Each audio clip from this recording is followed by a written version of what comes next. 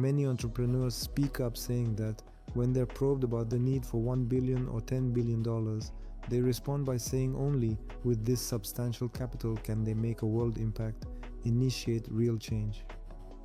When you have a mere 100 million at your disposal, you really can't accomplish much, they argue. This required capital threshold seems to be increasing every year. The issue, however, is that most people become infatuated with their wealth and end up not doing anything worthwhile.